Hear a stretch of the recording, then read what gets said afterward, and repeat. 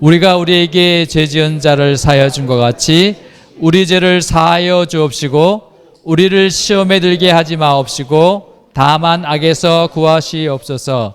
나라와 권세와 영광이 아버지께 영원히 쌓옵나이다. 아멘. 너희가 사람의 잘못을 용서하면 너희 하늘 아버지께서도 너희 잘못을 용서하시려니와 너희가 사람의 잘못을 용서하지 아니하면 너희 아버지께서도 너희 잘못을 용서하지 아니하시리라. 아멘. 자, 오늘 제가 말씀은 두 가지 말씀인데 기도에 대해서 오늘 한 가지 말씀을 오늘 본문 통해서 말씀을 드리고요. 또 하나는 좀 소개해 주셨는데 교회에 대해서 짧게 말씀을 드리겠습니다. 여러분 기도 많이 하시죠? 오늘 기도하기 위해서 모이셨죠? 어떻게 하나님께서 우리 기도 들으십니까? 여기 계신 분들은 다 그런 믿음 갖고 오신 줄 알아요. 그런데 오늘 제가 공부도 잘하는 비결이 하나 있습니다. 공부도요. 책상에는 오래 앉아 있는데 성적이 안 나오는 애가 있어요. 그렇죠? 근데 맨날 노는 것 같아. 근데 시험 보면은 시험을 잘 봐요. 왜 그럴까요? 공부하는 방법에 뭔가가 차이가 있는 거예요. 책상에 맨날 앉아 있으면서 딴 생각하고 있는 거예요. 공부는 별로 안 하는 것 같은데 수업 시간에 선생님 말씀에 집중하는 거예요. 이게 뭔가가 다른 겁니다. 기도도 마찬가지입니다. 여러분 우리만 기도할까요? 여러분 우리 기독교인만 기도할까요? 다른 종교에서는 기도 안 할까요? 여러분 제가 볼 때는요, 우리 기독교가 기도 최고 적게 합니다. 이슬람 보셨죠? 이슬람 교도들. 이 사람들요 목숨 걸고 기도하는, 하루에 몇 번 기도해요 이 사람들이요? 5번 합니다. 이 사람들은요 비행기 타고 가다가도 해요. 서울대에서 난리가 난 적이 있어요. 이슬람권에서 온 학생들이 기도실을 만들어 달라고 데모를 했습니다. 기도실이 없으니까 학교 옥상에 가서 기도한 거예요. 옥상에 가가지고 자리 깔고 기도하는, 기도 시간 되면. 이슬람 교도들 이렇게 기도합니다. 우리 몇 번 기도하지요? 솔직히요. 여러분 새벽 기도하는 거 가지고요 이게 명함 내밀면 안 돼요. 불교요, 여러분 진짜 불교인들요 기도 많이 합니다. 저희 교회에서 작년에 절에 열심히 다니던 분을 전도를 했어요. 부산에 계신 분인데. 그래서 제가 이분 통해서 불교에 대해서 많이 알게 됐습니다. 여러분 불교에서는 보통 100일 기도한다고 그러죠. 100일. 여러분 우리 40일 기도하면 대단한 것처럼 하는데 여러분 절에 다니는 분들 100일 기도합니다. 와, 제가 놀랬던 거는요, 불교에 아주 유명한 스님이 계십니다. 성철 스님이라고요. 대단한 분이에요 사실. 이분은 한번 딱 도굴에 기도하러 들어가면 안 나오셔. 몇 개월 동안 안 나오셔. 책을 트럭으로 가지고 들어가셨다고 그럽니다. 그래서 내가 이분한테 물어봤더니 성철 스님을 만나려면 1000배를 해야 만나줬답니다. 여러분 1000배 하면은요 보통 사람들은 평소에 안 하던 사람들은 다 몸살 납니다. 여러분 우리만 기도하는 거 아닙니다. 다른 종교 사람들은 우리보다 더 기도해요. 기도 시간 더 많습니다. 그러면 우리도 열심히 기도는 해야 되는데 여러분 오늘 예수님께서 기도에 대해서 가르쳐 주시면서 아주 중요한 거 가르쳐 주시는 거예요. 저는 이게 아주 중요한 열쇠라고 봅니다. 아주 요거만 알면은 여러분 기도 응답 받는데 여러분 거의 한 90점은 따고 들어가는 거예요. 교회 다니면서도 기도는 무지하게 많이 합니다. 새벽 기도 다녀, 수요 기도에 다녀, 금요 철야 기도해. 그래도 안 되면 또 뭐 합니까? 이제 금식 들어가요. 금식. 이렇게 기도하는데 기도 응답이 잘 안 돼요. 이런 사람들이 있어요. 근데 저 사람은 기도 별로 안 하는 것 같아. 보면은 수요 기도에도 안 나오고 새벽 기도에도 잘 안 나오는 것 같고 그러는데 맨날 보면 나는 기도 응답 받았어요. 맨날 그러면서 감사한금하고 그런단 말이에요. 비결이 있는 거예요. 여러분 기도 응답 잘 받고 싶으세요? 아니면 기도 그냥 많이 하실래요? 여러분 그냥 기도 무조건 많이 하는 거는 다른 종교 기도하고 똑같은 거예요. 내가 정성을 들여서 기도를 하면 하나님이 내 기도 들으시겠지. 내가 40일 금식으로 기도하면 하나님이 들어주시겠지. 하나님을 협박에 이거는 다른 종교의 기도하고 다를 바가 없습니다. 우리 기도는 달라야 돼요. 그게 뭐냐면 오늘 말씀에 예수님이 가르쳐 주신 거예요. 우리 말씀 한번 봅시다. 12절 우리가 우리에게 죄 지은 자를 사하여 준 것 같이 우리 죄를 사하여 주옵시고. 여기 12절 이게 핵심입니다. 이게 핵심이기 때문에 여기에 대해서 보충 설명을 14절 15절에서 다시 하고 있어요. 요 내용을 너희가 사람의 잘못을 용서하면 너희 하늘 아버지께서도 너희 잘못을 용서하시려니와 너희가 사람의 잘못을 용서하지 아니하면 너희 아버지께서 너희 잘못을 용서하지 아니하시리라. 이게 뭐예요? 딱 요약하면 너희가 그렇게 살면서 기도해야 된다는 거예요. 살면서 기도해야 하나님께서 응답하시지 그렇게 살지 않으면서 기도하면 하나님이 안 들으신다는 거예요. 요거는요 다른 모든 것에도 다 적용이 됩니다. 죄의 문제만 얘기하는 게 아니에요. 다른 것도 다 적용이 되는 거예요. 여러분 솔직히 기도 제목 가운데 가장 많은 게 뭡니까? 하나님 앞에 뭐 달라고 기도해요? 아니 솔직하게 얘기하자고요. 돈 달라고 안 해요? 우리 중동성교회도 돈 때문에 기도 많이 안 하나요? 하나님 이 사회 가는데 돈 필요하니까 돈 좀 주세요. 해요 안 해요? 안 해요? 솔직히 제가 보면은 가장 많은 기도 제목입니다. 그러면 여기에다 이게 적용을 하면은 이거는 어떻게 해야 되냐면 하나님한테 돈 달라고 하나님 저에게 좀 우리에게 돈을 좀 주세요. 공급해 주세요. 이렇게 기도하기 전에 다른 사람을 도우라는 거예요.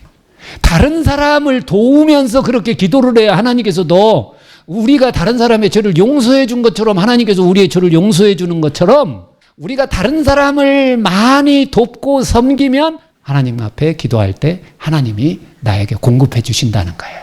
다른 사람 도와주는 거는 10원 한 푼도 아까워가지고 막 이러면서 하나님한테 하나님 나 100만 원 필요하니까 100만 원 주세요. 여러분 이 기도 하나님이 안 들으십니다. 이런 기도는 안 들으신다는 거예요.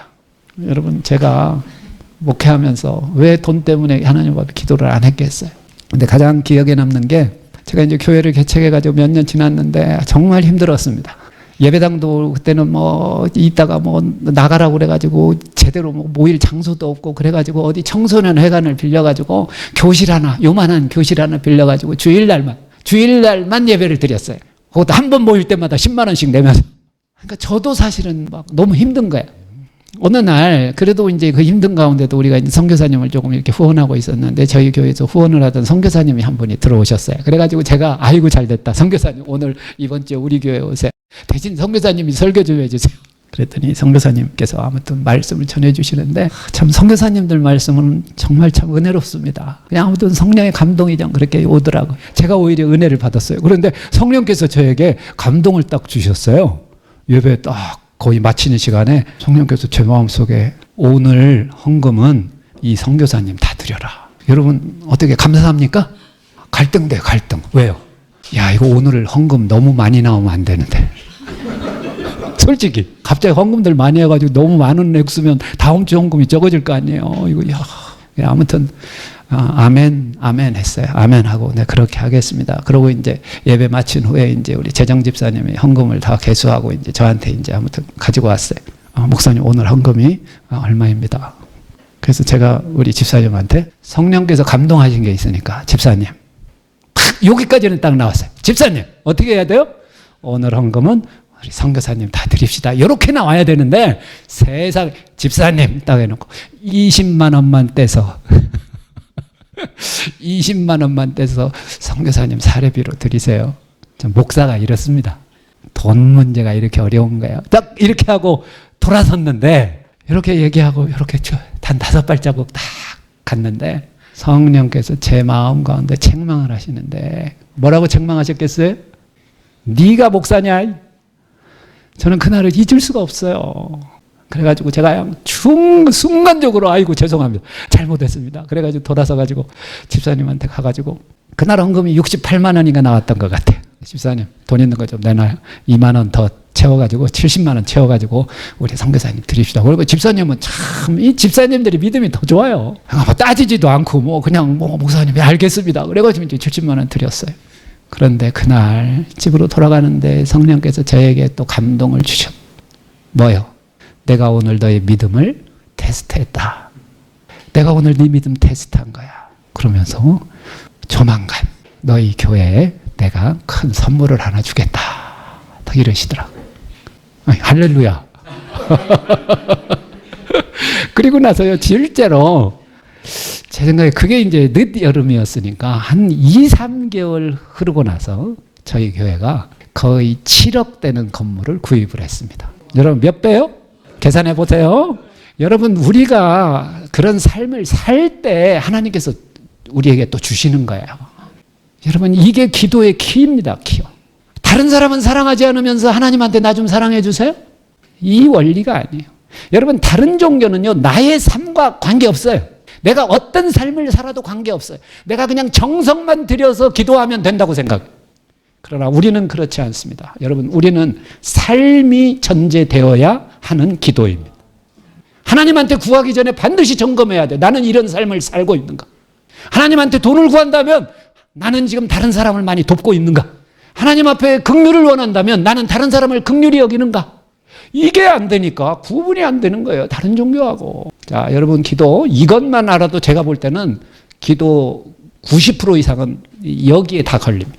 여러분 기도 응답 받으시기 바랍니다. 그리고 이제 저희 교회 얘기를 또 조금 하셔야죠. 저는 목회를 개척을 해가지고 정확하게 18년을 목회를 했습니다. 18년을 목회하고 은퇴를 했어요. 일찍 은퇴를. 55세에 은퇴를 했습니다. 은퇴를 한 이유는 사실은 이제 두 가지 이유인데요. 원래는 제가 목회를 시작하면서부터 나는 55세에 은퇴한다. 은퇴하고 나는 선교사로 나간다. 이 생각을 했습니다. 왜 내가 55세에 은퇴를 한다고 생각을 했냐면 원래 저는 이제 초등학생 때 5학년쯤에 제가 목사가 되겠다고 하나님 앞에 기도를 했어요. 그러니까 저는 목사를 해야지. 그건 뭐 도저히 제가 뭐 양보할 수 없는 거예요. 근데 하나님께서 대학 시절에 자꾸 선교에 대한 꿈을 주시고 그 비전을 주시는 거야. 선교에 대한 부담을. 그래가지고 이제 대학 시절에 이제 하나님 제가 그러면 선교도 하겠습니다. 하나님 그러면 목회도 하고 싶고 선교도 하고 해야 되고 그럼 어떻게 해야 되나요? 그러니까 딱 타협을 한 게 55세까지는 목회하고 그 후에 선교하라는. 그래서 이제 제가 신대원 때 91년도 신대원 1학년 때 그래서 이제 선교지 탐방을 했어요. 그래서 배낭을 혼자 둘러매고 이제 동남아를 한번 돌았습니다. 그러면서 이제 선교사님들을 만났는데 선교사님들이 가장 고민하시는 것이 자녀 교육이더라고요. 거기에서 그때 이제 생각한 게 애들 다 키워놓고 그냥 우리 부부 둘만 나간다. 그러니까 이제 55세인 거예요. 제가 이제 55세 일찍 은퇴를 하면서 그때 또 제가 정확하게 10년 전인데 제가 또 그 진단을 받았습니다. 제가 산정특례자입니다. 산정특례자가 뭔가 모르세요? 다들 건강하시구나. 예, 우리나라는 의료제도가 잘 돼 있어가지고 암 환자나 희귀난치성 질환자들에게는 이 산정특례라는 것을 줘요. 그래서 모든 병원비, 약값 이게 5% 정도밖에 안 듭니다. 여러분 그러니까 이제 제가 산정특례자라니까 제가 그냥 건강한 사람은 아니라는 거 아시겠죠? 그래가지고 이제 제가 진단을 받아가지고 고민을 하다가 제가 선교사로 나가는 거는 포기를 했습니다. 왜냐하면 이런 몸으로 나가야 이거 괜히 이제 나 보내놓은 사람들이 더 걱정하게 생겼어요. 이거는 폐를 끼치는 거다. 그래가지고 우리 아내하고 우리는 그냥 국내에 남읍시다. 국내에 남아서 우리 사역을 합시다. 그래가지고 저는 이제 지금 주로 이제 평일날은 직장 사역을 많이 합니다. 지금 이제 그 하나금융과 현대건설 그리고 산업은행 이렇게 세 군데를 제가 이제 주중에 가서 이제 예배를 인도를 합니다. 뭐 이 사역만 해도 뭐 재미있는 거예요. 이렇게 하기로 하고 그만뒀습니다. 그래서 저는 선교사로 나간 분들 보면 참 부럽기도 합니다. 선교사는요 본인이 나가고 싶다고 해서 나갈 수 있는 게 아니에요. 하나님이 허락하셔야 나가는 거예요. 그렇죠? 예. 그래 지금 우리 인터넷으로 들어와 계신 선교사님들 정말 축하합니다. 선교지 나가신 거 축하드립니다. 저는 나가고 싶어도 못 나갔어요. 근데 아무튼 선교에 대한 부담을 안고 있었어요. 운동하고 맨날 이렇게 이제 좀 한 3년 지냈어요. 3년 지났는데 이제 우리도 먹고 살아야 되니까 우리가 생활을 해야 되니까 우리 사모가 사회복지사 일을 시작하더니 어느 날 저한테 이왕에 내가 사회복지사 길에 들어섰는데 이 사회복지 이런 시설을 한번 본인이 운영해보고 싶다고 그러는 거예요. 그래가지고 이제 거의 18년, 거의 20년 가까이 제 사역을 도왔는데 제가 어떻게 도와줘야 돼요? 말아야 돼요? 이 사업을 하도록 아무튼 제가 도와줬습니다. 주간보호센터라는 거를 안양에서 가장 큰 시설입니다. 이거를 이제 재작년 8월부터 해요. 이거를 시작하고 나서 8월에 시작했는데 10월 달쯤에 제 제자가 대학 때 가르쳤던 제자가 부부가 같이 어느 날 저한테 왔어요. 뭐 이런저런 뭐 얘기를 하다가 그래 교회 요즘 신앙생활은 잘하냐 그랬더니 신앙생활 별로 재미가 없나 봐요. 그래가지고 왜 그랬더니 목사님 교회가 재미가 없어요. 교회가 굉장히 큰 교회예요. 교회가 재미가 없대요. 그래서 교회를 옮길 거래. 이 연말까지만 다니고 옮길 거래요. 그래가지고 그러냐고. 그러면 교회 잘 옮기라고, 좋은 교회 찾아서 이렇게 얘기를 하고 헤어지려고 그러는데 저한테 느닷없이 목사님 요즘 뭐 교회는, 목사님은 어디 다니세요? 그래서 저는 그냥 후배 교회 이렇게 가서 그냥 열댓 명 모이는 교회 그냥 자리라도 채워줘야지 해가지고 이제 다니고 있었는데, 나는 이렇게 이제 교회생 다니고 있어. 그랬더니 목사님 저희 부부하고 저희 가정교회 하면 어떠세요? 근데 뭐 단 둘이 이제 얘기를 하는데 이거 다 뭐 그냥 거절하기도 그렇고, 그냥 또 때로는 하나님께서는 사람을 통해서 또 말씀을 하시니까 연말까지 기다려보자, 기도해보자. 아무튼 일단 이렇게 얘기를 했어요. 그러고 헤어졌는데 한 달 후에 또 이제 친구가 갑자기 전화가 왔어요. 강 목사, 나 이달 말에, 그러니까 11월 중순에 전화가 와가지고 다음 주에 선교사로 나간대요. 어디로 나가는데? 우간다로 나간대. 우간다면 어디예요? 이거는 뭐 중동보다 더 먼 거 아니에요? 그렇죠? 우간다 가려니까 중동 거쳐서 가요.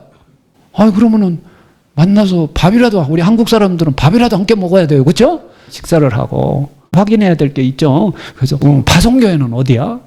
했더니 파송교회가 없대요. 원래 파송하기로 한 교회가 있었는데 코로나로 교회가 어려워졌나 봐요. 그러니까 이제 교회가 이제 파송을 취소를 한 거야. 이미 비행기 티켓 다 끊어놨는데, 그러니까 할 수 없이 그냥 나간다는 거예요. 그래가지고 사람이 말을 잘해야 돼, 말을. 제가 그냥 또 일을 저질러 버렸어요. 야, 걱정하지 마. 연말까지 선교지 나가서 연말까지 파송교회 안 구해지면 내가 교회를 개척해서라도 너 파송해 줄게. 내가 이렇게 말을 해버렸어요. 이렇게 됐을까요, 안 됐을까요? 연말까지 기다렸는데 파송교회가 안 구해진다는 거예요. 연말까지 기다렸다가 안 돼가지고, 그래 알았어 하고 이제 저한테 개척하자고 했던 부부한테 전화를 했어요. 1월 9일, 지금 날짜도 기억합니다. 작년 1월 9일 우리 아내가 운영하고 있는 그 주간보 센터 거기로 오라고 그랬어요. 부부 둘 앉혀놓고. 마침 또 우리 친구 선교사가, 남아공 선교사가 마침 귀국해가지고 뭐 집에 있다고 하길래 오라고, 나 오늘부터 교회 시작하니까 오라고. 그래가지고 4명이 모여가지고 예배를 드렸습니다. 이 교회가 샬롬 선교교회가 됐습니다. 뭐 교회 뭐 계획을 세우고 우리 교회 뭐 비전 세우고 뭐 이런 거 하나도 없어요. 그냥 우리는 오늘부터 교회 한다. 목적은 딱 하나. 우리 우간다에 나간 우리 친구 903 선교사님 파송하기 위한 교회다. 그렇게 교회를 시작했어요. 그런데 여러분 돈이 있을까요, 없을까요? 돈 1원도 없어요. 처음 모여가지고 그날 헌금한 거예요. 근데 제가 얘기했어요. 최소한 한 달에 500불은 보내야 된다. 기가 막힌 거는 그달부터 500불씩 보냈어요. 그리고 제가 지난달에 우간다를 다녀왔습니다. 사역을 얼마나 잘하고 계신지 몰라. 그래서 제가요, 너무너무 감사해요. 이런 좋은 선교사님을 우리가 파송할 수 있다니, 이건 축복이다. 저희 교회는 뭐 다른 거 없습니다. 좀 특징이 좀 있어요. 특징이 하나는, 우리는 건물 유지하는데 돈 안 쓴다. 우리는 임대도 안 한다. 우리 아내가 운영하는 거, 사실 뭐 이것도 하나님이 주신 거니까 여기에서 일단 예배 드리고, 안 되면 뭐 집에서라도 예배 드리는 거지. 아무튼 우리는 건물 임대도 안 하고 건물 세우지도 않고 건물 사지도 않는다. 이게 첫 번째 원칙입니다. 두 번째, 나는 사례비 받지 않는다. 제가 사례비 받으면 언제 선교비 보내겠어요. 그리고 우리는 인터넷으로 우리는 사역한다. 아주 중요한 것, 이렇게 몇 가지를 이렇게 이제 제가 정했습니다. 그런데 가장 어려운 고민이, 왜 여러분 시작은 했는데요, 왜 고민이 안 되겠어요? 근데 가장 큰 고민이 뭐냐면 전도하는 거예요. 그럼 우리는 전도를 어떻게 하지? 교회라는 게 그냥 예배만 드리는 게 교회가 아니잖아요. 선교사 파송하는 것만이 교회가 아니잖아요. 교회는 여러 가지 기능이 있는 거예요. 예배도 있어야 되고, 그러나 또 교회가 잘 지속되려면은 전도가 돼야 된다고요. 선교사는 막상 해외로 파송을 해놓고 국내에서는 전도 한 명도 못한다면 이게 얼마나 또 부끄러운 거예요. 그래가지고 전도를 어떻게 해야 되나 이렇게 고민하고 있는데, 놀라운 사건이 하나 일어났어요, 작년에. 우리 우간다 선교사님도 같이 예배를 드리거든요. 그리고 한 달에 한 번씩 설교를 하시거든요. 근데 이 우간다 선교사님이 설교 시간에 그 얘기를 하시면, 작년 8월 첫째 주입니다. 우리 우간다 선교사님께서 내가 이번 주에 신기한 일이 있었습니다. 10년도 넘게 연락을 하지 않던 분인데, 사업할 때 그냥 알았던 분인데, 이분이 저한테 아무튼 연락이 왔습니다. 꿈을 꿨다고 하면서 연락이 왔습니다. 이분이 불교 신자인 거예요. 아주 불교, 우리로 얘기하면 우리 교회에서 여전도의 회장인 거예요. 불교 여신도의 회장이었다고 하니까. 근데 이분이 느닷없이 당신 꿈에 내가 보여가지고 당신이 궁금해가지고 전화를 했다. 이렇게 해서 연락이 됐다는 거예요. 근데 이분이 부산에 산다는 거예요. 아무튼 이 얘기를 하기에 너무 감사하잖아요. 그리고 또 뭐 전화로지만 예수님 믿기로 했대요. 그래가지고 제가 집에 가가지고 가만히 생각하다가 부산에 있는 교회를 어떤 교회를 소개를 해줄까 이렇게 하다가 우리 교회는 인터넷 교회잖아. 우리는 뭐 이게 거리 관계없어. 인터넷으로 하면 되니까 내가 한번 해보지. 그래가지고 나를 연결을 하라고 그랬어요. 우리 선교사님한테 나 좀 카톡으로 좀 연결을 해달라고. 그랬더니 이제 연결을 해가지고 둘이 화상통화를 했어요. 화상통화를 하면서 이분이요, 뭐, 너무 좋아하는 거예요. 너무 좋아요. 그렇죠. 목사를 처음 만났으니까 뭐 좋을 수밖에 없죠. 그렇죠. 맨날 스님만 만나다가 너무 좋아해가지고 제가 이분하고 성경 공부를 4번을 했습니다. 8월부터 9월까지. 누가복음을 가지고 했어요. 누가복음을 가지고 성경을 읽고 뭐 내가 가르쳐 주지도 않았어요. 뭐든지 물어보세요. 읽으면서 성경 읽다가 궁금한 거 있으면 뭐든지 물어보세요. 그랬더니 성경에 안 나오는 거라도 교회에 관련된 궁금한 거 있으면 뭐든지 물어보세요. 그랬더니 한 3주쯤 지났는가요? 저한테 목사님 11조라는 게 뭐예요? 어디서 들은 거예요? 교회 다니는 사람들은 11조 한다면서요? 그래서 제가 11조에 대해서 그냥 간략하게 설명해 줬어요. 다음 주부터 11조 했습니다. 여러분, 이 신앙의 연륜은 그다지 중요한 게 아닙니다. 뭐 30년, 40년 다녔다는 게 중요한 게 아니에요. 참 이분 보면서 그런 걸 느껴요. 그래가지고 제가 9월 달에 내가 이분이 이제 신방을 가기로 했어요. 신방. 제가 신방 가겠습니다. 그러니까 신방이 뭐예요? 그 교회 나오면 목사님들이 이거 신방 하는 거예요. 그냥 집에 방문하는 거예요. 그랬더니, 그러냐고. 그랬더니, 먹을 거 준비하지 말라고. 먹을 거는 내가 가가지고 그냥 중국집 짜장면 시켜 먹으면 되니까 먹을 거 준비하지 말고 그냥 같이 가서 예배만 드리면 된다고. 딱 그래가지고 제가 내려갔습니다. 그래가지고 했더니 음식 하나도 준비 안 해놨어요. 그래서 진짜 짜장면 시켜 먹었어요. 그리고 말씀 가르쳐 줬어요. 그리고 제가 이분을 위해서 안수하며 기도해 줬어요. 여러분, 그런데 놀라운 일이 벌어졌습니다. 성령께서 역사하셨어요. 이분이 방언을 받았습니다. 그날 방언을 받아버렸어요. 금년 4월 달에 또 부산 내려가가지고 제가 세례를 줬어요. 여러분, 하나님의 일은 돈으로 하는 거 아닙니다. 하나님의 일은 믿음으로 하는 겁니다. 특히 하나님의 인도하심에 대하여 잘 순종하는 게 필요합니다. 여러 과정이 있었는데 제가 한 번이라도 순종하지 않았으면 아마 저희 교회는 탄생하지 않았을 겁니다.